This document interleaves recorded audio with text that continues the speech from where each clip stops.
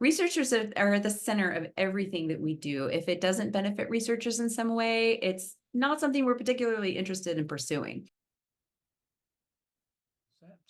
That there is going to be no one solution to addressing scholarly integrity, and multiple people, organizations have a role to play.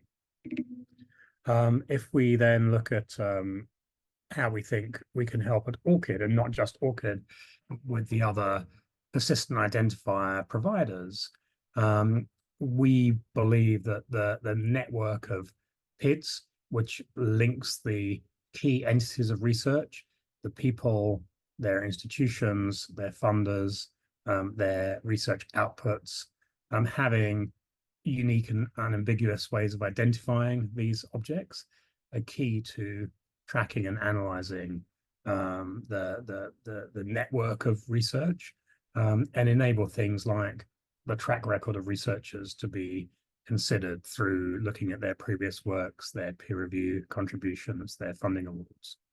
That affiliations between the researchers and their institutions can be validated, which confers some degree of trust on researchers. And importantly, that the networks of bad actors can be linked, visualized, and analyzed. Things like paper mills, citation rings, corrupt editors, guest editors, etc.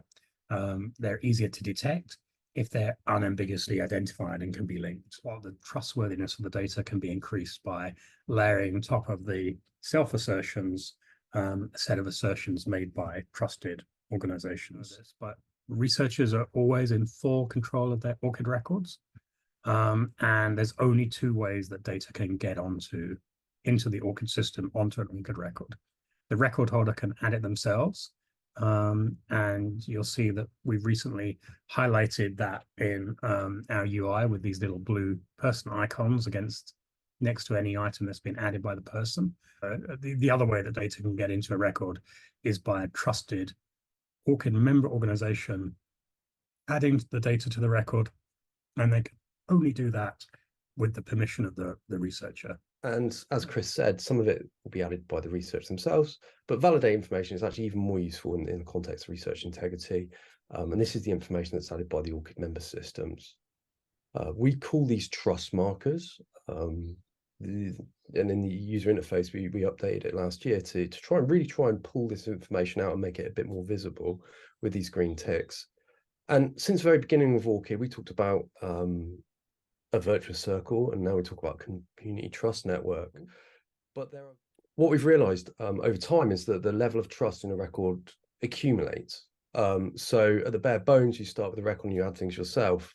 But as you progress through your career or you connect with other systems, you increase the level of trust present in your record. We also believe that the ability to easily visualize the provenance of data in an ORCID record that Tom just described in great detail can really help over time too.